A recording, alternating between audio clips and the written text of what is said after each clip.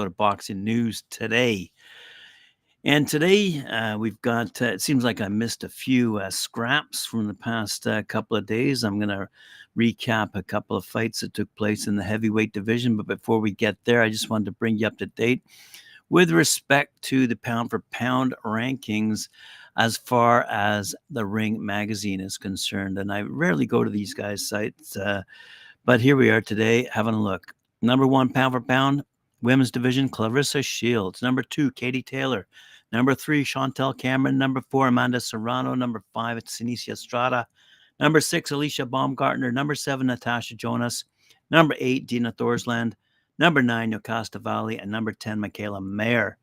Good stuff. If you have any other suggestions for me, please drop them in the comment section. I'd love to hear your thoughts. By the way, on Ring Magazine's website, great little poll question here. Who will be the 2023 Male Fighter of the Year? Terrence Crawford, Naoya Inoue, Devin Haney, or Tim Sayu? Two names I have difficulty pronouncing there. One from Japan, the other from Australia. But wow, that's a great debate. That really is a great debate. Back to women's boxing. This upcoming title fight between Shadasia Green and Franchon Crews-Dezurn, which was already for the vacant WBC super middleweight crown, will now also be for the WBA's interim belt in that weight class. According to ESPN's Michael Rothstein, the WBA elected to sanction the Crews-Dezurn Green fight for its belt, adding more intrigue to the bout that is on the Jake Paul Andre August undercard taking place at the Caribe Royal Resort in Orlando, Florida. And I believe that is also where the WBA is holding their convention right now. Could be wrong, but anyway. Savannah Marshall is the WBA champion, but she's been inactive due to injury since winning the belt in July against Crews-Dezurn. And Rothstein also says that the winner of Green versus Crews-Dezurn must face Marshall next. The WBC stripped Marshall in September and named her the organization's champion in recess, making Green versus Crews-Dezurn for the vacant WBC title.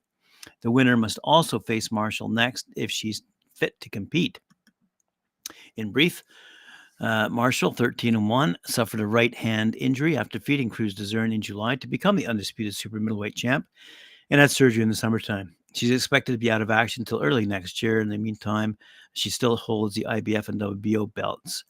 Green, who's 13-0, undefeated young lady, earned the right to become the WBC mandatory challenger in February when she defeated Elan Sidiros by a six-round technical knockout. Green last fought in August, defeating Olivia Curry by unanimous decision on another Jake Paul undercard when he fought Nate Diaz in Dallas. Remember that? Crews-Dezurn, she's 8-2, 2 knockouts, hasn't fought since losing to Marshall back in July. Good stuff out of the women. Quick little update. If you need a chuckle in the heavyweight division, you can always count on Tyson Fury. All right. Tyson Fury's I'm just going to read you the headline. Tyson Fury's dad says he can't read or write and did nothing wrong. Apparently, they're in a bit of a tax dispute over in England. So meanwhile, while the tax dispute is underway, where do we see Tyson Fury? Parasailing with his family in Saudi Arabia. I'm obviously looking forward to his fight with Alexander Usyk coming up in February. But right now, he's on a holiday. And apparently he owes a whopping 82,000 quid. That's what his tax fight's about. I'm sure he makes that per minute, if not per second, in these fights he has in Saudi Arabia. Anyway, let's have a quick look at what happened in Dubai most recently. The thunderous clash, it says, at the Agenda Arena in Dubai marked the stage for an electrifying showdown between rising Russian heavyweight Mark Petrovsky and seasoned veteran Lucas Brown.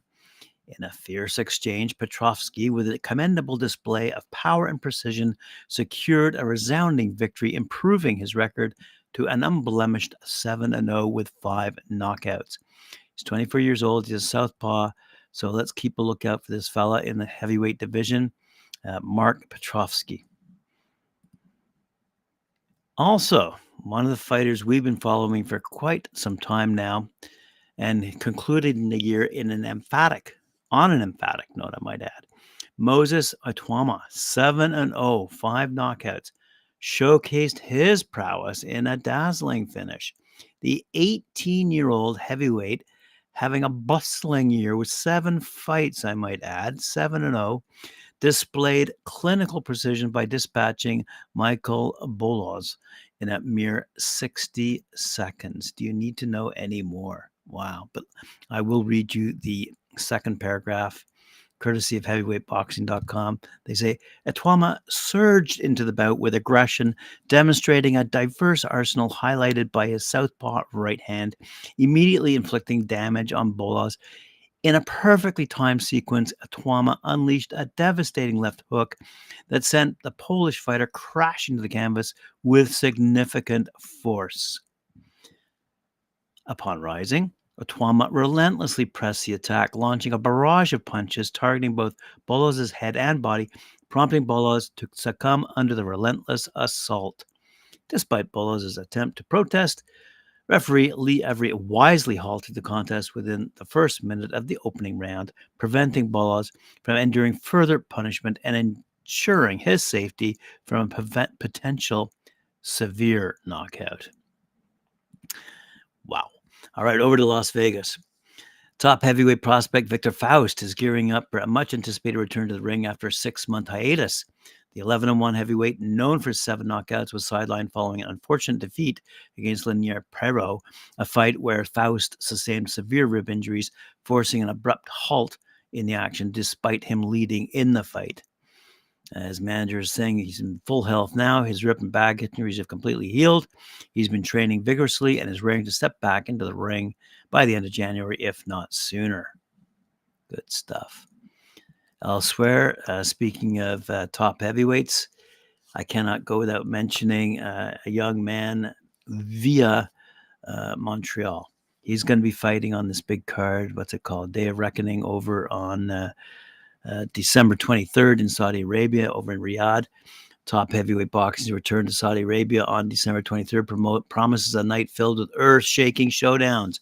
The spotlight rests on 2 marquee events: the clash between former champions Deontay Wilder and Joseph Parker, and the headline bout featuring Anthony Joshua versus the towering Swede Otto Wallin. However, lurking beneath these high-profile matches lies a compelling undercard fight between rising star Arslanbek Makhmudov and undefeated contender Ajit Kabayel. Makhmudov, fresh off his 72nd dismantling of junior Anthony Wright last October, returns to Riyadh for what could be his most challenging bout yet.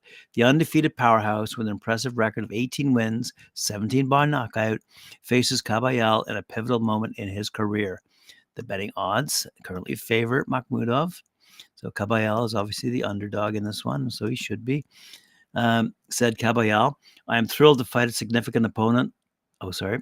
Said Makhmudov, I am thrilled to fight a significant opponent like Ajit Kabayel in Riyadh. This is our chance to showcase all the hard work.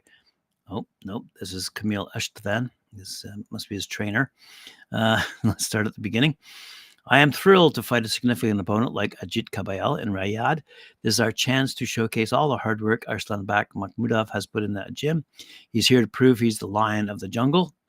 This is Esteban reflecting the team's enthusiasm for this match. Since arriving in Montreal, Makhmudov's dominance has made him one of the heavyweight boxing's division most feared competitors. His rise through the ranks has been relentless, marked by claiming titles and delivering emphatic victories.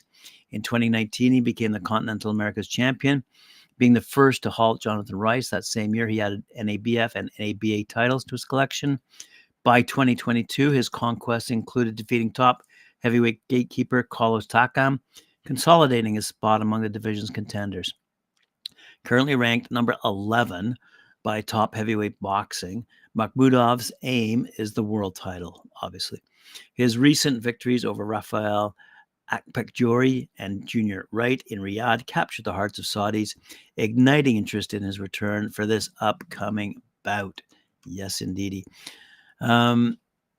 So Makhmudov finally has a quote here. Saudi Arabia was an incredible experience, he said. I'm grateful for the opportunity. Kabayel is a formidable opponent. I'm really offered a real test. I'm really excited. Fair enough. Good for him. Looking forward to it. We all are. All right, David Morrell Jr., how's he going to fare against Sena Agbeko? David Morrell Jr., he's 9-0, 8 knockouts, is ready to put an impressive performance on his defense of WBA regular super middleweight belt against Sena Agbeko, 28-2, by the way. It's Showtime's finale, takes place December 16th, beginning at 6 p.m. Pacific time, 9 p.m. Eastern time. Anyway, Morrell, the Cuban knockout artist, 25 years old, gets the honor of headlining Showtime's final boxing broadcast against number 10 WBA contender Agbeko. It's coming to you from the Armory in Minneapolis. As we all know, Showtime has been broadcasting the sport for 37 years, but decided to follow in the footsteps of HBO to discontinue broadcasting boxing, unfortunately. But that opened the door for PBC, quite frankly, to march into Amazon's office and do a deal with Prime Video. Morrell wanted to fight David Benavidez, but the Mexican monster wasn't interested, preferring to fight Demetrius Andrade in what some felt was a duck job on his part. Not much is known about the 31-year-old Agbeko, as he's fought two notable opponents during his career. That doesn't mean he's not a good fighter, but there's not much out there in terms of fights to gauge whether he has a chance against Morrell on Saturday or not. This is courtesy of boxing247.com, by the way. Morrell wanted Agbeko to show he's not avoiding him, and he plans on showing he's not in the same league as him. Agbeko lost a wide 10-round unanimous decision to Vladimir Shishkin in 2021 and beat Isaiah Steen by 10-round decision in 2022. You have to assume that Agbeko had improved since his defeat against Shishkin, so he should make it interesting.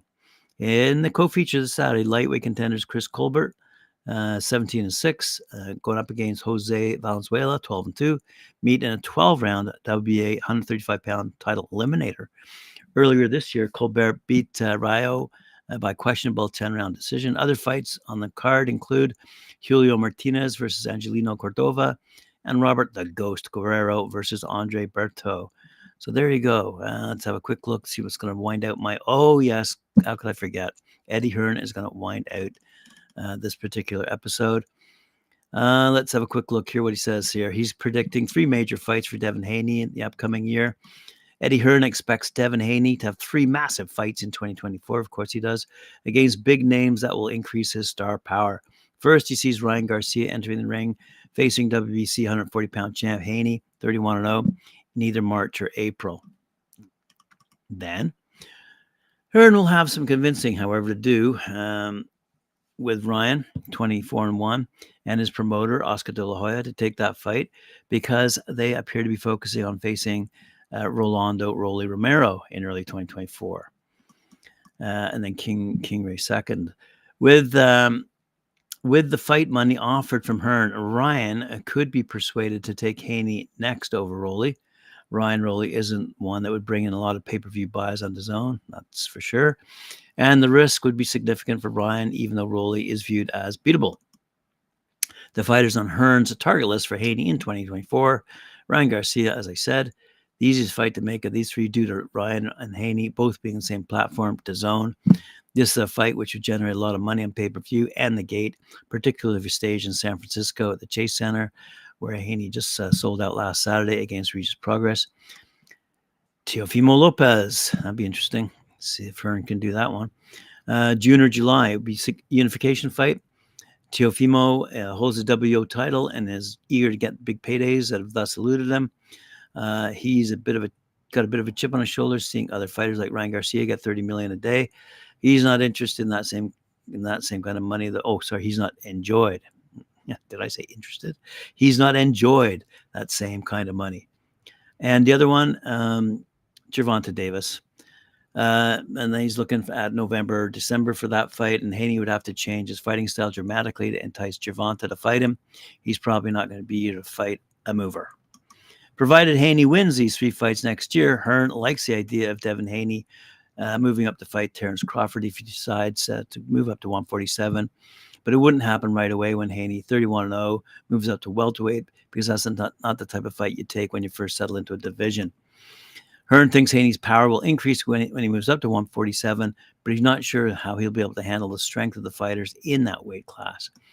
Gaining would be the one thing, but could Haney take the shots from fighters at 147? If he could, he would be steered away from fighters with power like Jerron Boots Ennis, Crawford, Keith Thurman, and Robin Villa.